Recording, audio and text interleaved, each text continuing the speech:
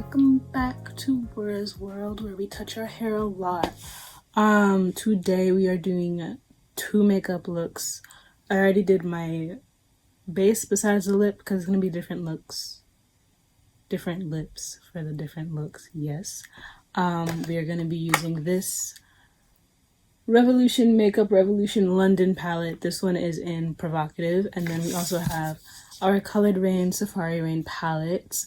This is for the look that's going to be inspired by Lindsay, and this is the one inspired by Liana.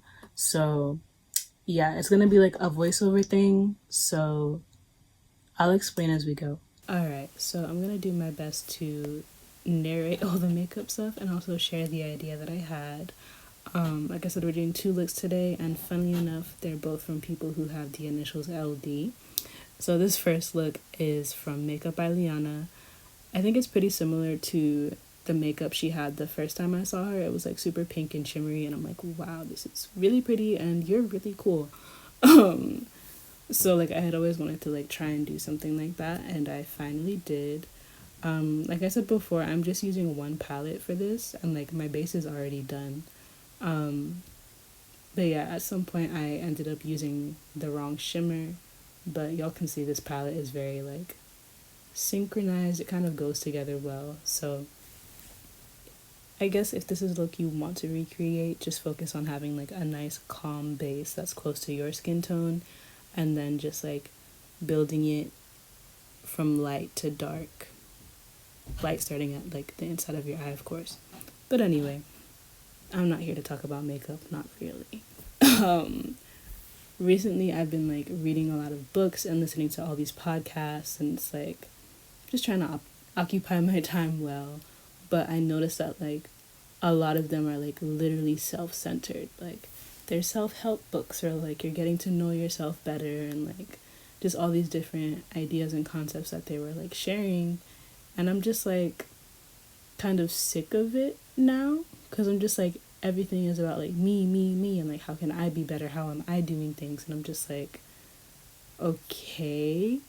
But after like reading these books, I'm currently reading Insight by Tasha Urich, I hope that's how you say it, and then I have 7 Habits of Highly Effective People, and then I have a book that's called We Save You a Seat, and that's about like friendship and stuff. And then just like random podcasts I've listened to. I listened to one about like self-compassion, and then another one that was like pretty random, but like a lot of self-words were coming up. And I'm like, okay, being me, we need to break all of this down. So I went and I made a whole list of like 16 different words that start with self, and then I googled their etymologies, because if you've been paying attention to my videos, I really like to look up what words actually mean. So hopefully I have time to get through all of them.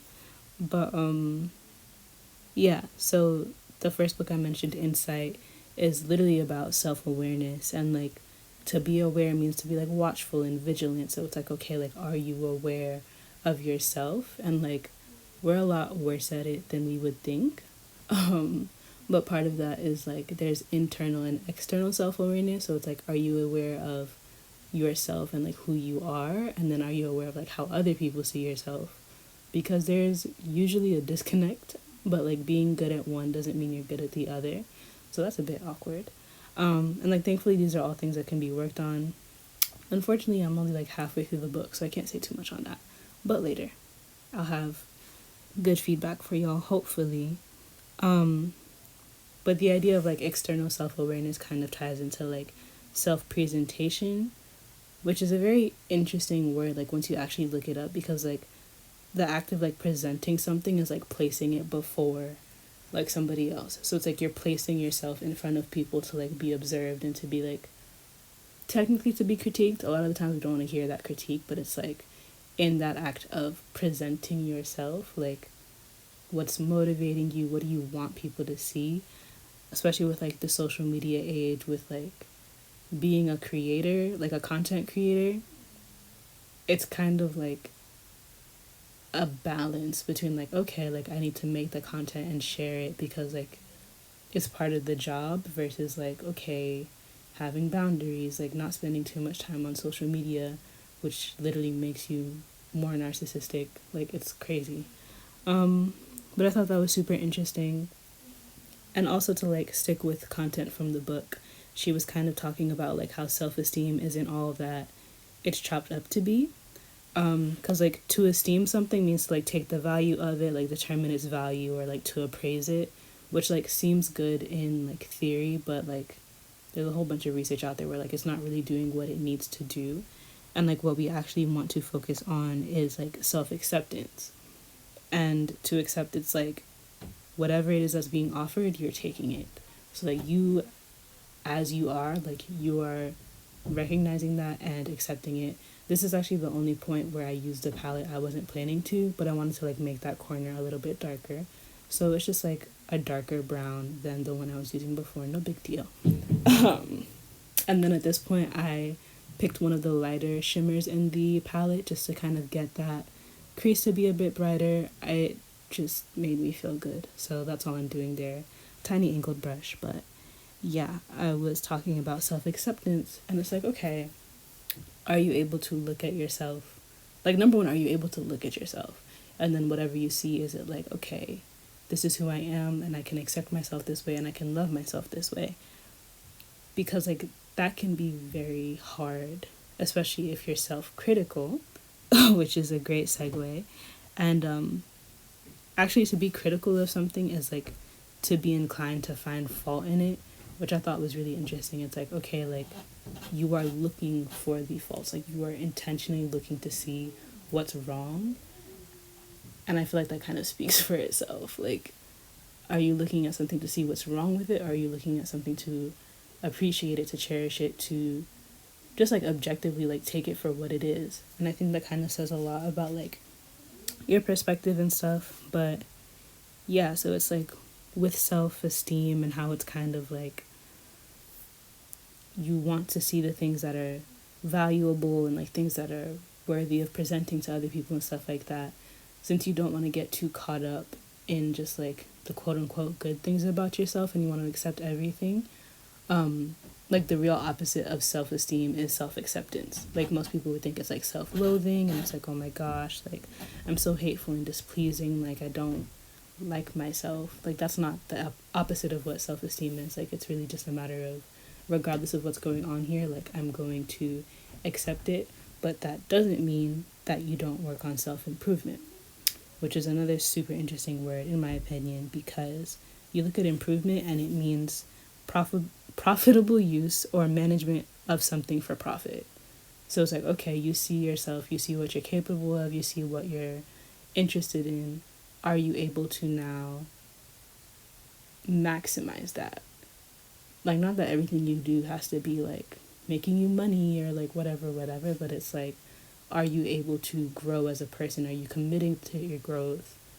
Like, how are you looking to better yourself? Because at the end of the day, there's always some way that you can be improving. So I actually really liked, like, the proper definition of self-improvement. And now I'm wishing that I was, like, crossing out the words as I went. Anyway, if I say some of these twice, hopefully I use a different description the next time around. Let's all appreciate how my lashes landed properly this time. We also learned a pretty cool trick for lipsticks, like using a darker eyeshadow to kind of give it more dimension. I was on FaceTime with one of my friends the whole time I was doing my face. So she was giving me a lot of great tips, but yeah, I'm literally putting eyeshadow on my lipstick, which is cool. But I can talk about self-compassion, like in depth. And at some point after this video is done being edited and everything, I will also be writing a blog post about like all of these words. I'll go into more detail because I only have 20 minutes and I can definitely be long-winded. But I'll probably start off with self-compassion in the blog post because I've already written, I think, at least 3 or 4 posts about the word compassion. Again, I'm a word nerd, clearly. So you look at the word compassion, which comes from the root words of compati, and that means like to suffer with. So when you're being compassionate to someone else and like you're seeing their pain and everything, like you're literally suffering with them through whatever they're going through. And to loosely quote the Bible, you have the verse where it says that you're supposed to love your neighbor as you love yourself, but there's also like loving God with like everything that you have. And the idea that like loving God comes first and then loving yourself and then loving your neighbor. Here we can see me fixing my necklaces because I'm not happy if they're not fixed. But yeah, so wow, I just realized that like I can't edit anything else out because I'm doing the voiceover, so that's cool. But yeah, now I'm taking off just the eyes because I don't want to do my base again. And yeah, so if you're ever going to be a person that's doing multiple looks in one sitting, do the lightest one first and just like take it off very carefully. If you need to fix your base at all, that's fine. But yeah, that's what I'm doing here. And I'll probably start the next look soon. So let me just prepare to explain what's going to be going on there, and then I'll go back to self-compassion. Yeah, so that took a while. But get everything off. Make sure you're exfoliating your lips regularly or you will suffer. I definitely meant to crop this part out, but that's fine. Lip balm is good for you. Use it. Okay, now I'm pulling up the look from Lynn. Her YouTube is Lynn the Leo. We went to the same alma mater, which is cool to say. You know, I'm a graduate now. And I'm using the Safari Rain palette to recreate her look, which was like really like soft and pretty to me. Like it has some greens going on in there. There's also like some browns and golds. For Liana's look, I literally wrote down which colors I wanted to use beforehand. In this case, I was like, we're just gonna figure it out. So as long as you have like green, brown, shimmery green, shimmery gold, you can pull this off. I'm saying this because the Safari Rain palette is not coming back, so if you don't already have it, I don't really know what to tell you, but there are definitely like similar palettes, so you know, don't fret. But yeah, so this is the look that I got from Lynn, and I'm like really happy with how it came out, but let me not get ahead of myself. So I'm gonna go back to self-compassion. So anyway, yeah, compassion, you're suffering with the person quite literally. And then when it comes to self-compassion, it's like, how are you treating yourself? How are you near yourself when you're going through it? Because I don't want to put myself on blast or anything like that, but like I don't think I'm the best at self-compassion. There's a lot of like, oh, just get over it. Oh, other people have it worse. Oh, like all these excuses to not be with myself when I'm like dealing with something that like might be really like serious or just hard to carry, honestly. So this was all kind of coming to me when I was listening to that podcast, but they were saying how when it's compassion with somebody else, like you're kind of sitting with them as they go through something. It's like, are you able to sit with yourself? And that's when like the verses came to mind, because it's like, okay, like God already loves us like without reserve, like we don't have to earn it or anything like that, and it's like he's already chosen to sit with us as we go through things. Like we're worth that. Like that's a choice that he made and will continue to make. So it's like, if God of the universe like made everything, like God like can choose to sit with me and be with me like in my pains and everything, like am I able to understand that and accept that and then turn around and do it for myself? And then like once those things are properly accomplished, like that's what's going to empower me to be properly compassionate with other people. Because it's like, if you can't understand compassion with yourself, like how are you authentically going to be compassionate with somebody else? And then it's like, since we are all like really just doing our best, like I said, I'm not the best at being compassionate with myself. So if that's the only example that I had to turn around and be compassionate with other people, I probably wouldn't have as many friends as I do. But I see how God loves me and how God treats me, and it's like, okay, this is what I want to take and give to other people. Like I don't want to kind of do what I've been doing with myself, and then like it kind of turns back around and it's like, okay, I want to treat myself better because I see that I'm receiving it from God, and I see that like I would rather give this to other people, so like let me not give myself scraps when I'm over here making like 4-course meals for somebody else, you feel me? So self-compassion was like a really interesting one for me to think about, look into, even though I've been looking into it a lot already. And there's also self-confidence, and confide, like that's again like another like Latin root right there, but what it really means is like to have full trust or reliance in. So it's like, can you trust yourself in a situation? Like, can you walk into a room and like handle any situation? Can you sit down for a test and ace it? Like, do you trust yourself? And I don't know, I feel like a lot of us don't. So it was nice to see like what that word means too. Another interesting one was self-defeating, which ties into self, or like being self-critical, but like to defeat, there were kind of like two definitions for it. One of them was overcome with sorrow or anger, and then the other one was like undo or destroy. And it's just like, bro, when you're beating yourself up, like you're literally tearing yourself apart. Like, you're becoming the own antagonist in your life, and kind of like really just like being critical of yourself like all the time. And it's like, again, like if this isn't how you're going to treat your friends, like if you don't see them responding positively to this kind of like treatment, like what are you going to benefit from treating yourself that way? Like, if you get what I'm saying. And this kind of ties to being self-absorbed, because absorption is like a swallowing up, disappearance by assimilation into something else. So like it kind of becomes a never-ending cycle. It's like if you're self-absorbed, like you're completely absorbed by you, like you're swallowing yourself up, which is just like, how does that work? But when you're at that point where like it's all about you, but then it's all about you and your flaws, and you're being very critical and you're just looking for the negative things, we can see how this won't end well, right? So yeah, that's, I hope I hit all the words. If not, again, I will be writing a blog post eventually. If for my next video you want more focus on the makeup, please let me know. I can definitely do that. But you know, this is a chit chat and get ready with me thing, so I did my best. I had fun. I hope y'all do too. But I'm gonna start talking again soon, so look out for the blog posts. It'll be on my blog, vesselinthevalley.com. You should subscribe over there too. And yeah.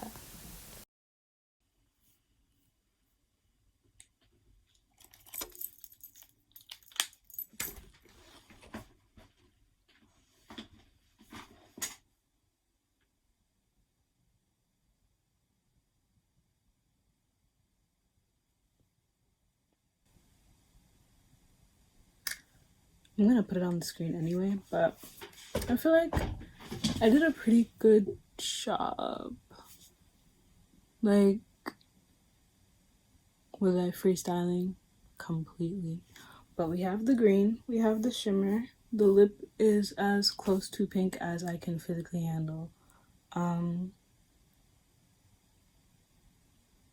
It's cute though. The time is 12:52 in the morning. So that's great. I really like my cheekbone as per usual. My nose. But yeah, I don't think I'm ever gonna record this late at night ever again, because my brain is like molasses. But if I didn't have time to get to it in the voiceover, make sure you follow, subscribe, like, comment to all of Lynn and Liana's stuff. When I tell you I'm not a makeup person, they are makeup people. I would take their tips over mine any day. They're also just like great people to know and to follow. So yeah, this is what happened, you know, 2 looks in one night. I don't think I touched my hair all that much, so I'm proud of myself. But yeah, that's really all. Like, comment, subscribe, turn on the notifications so that you know when my videos drop, share with your friends.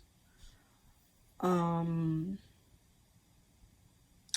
gonna go to bed now, so thanks for watching.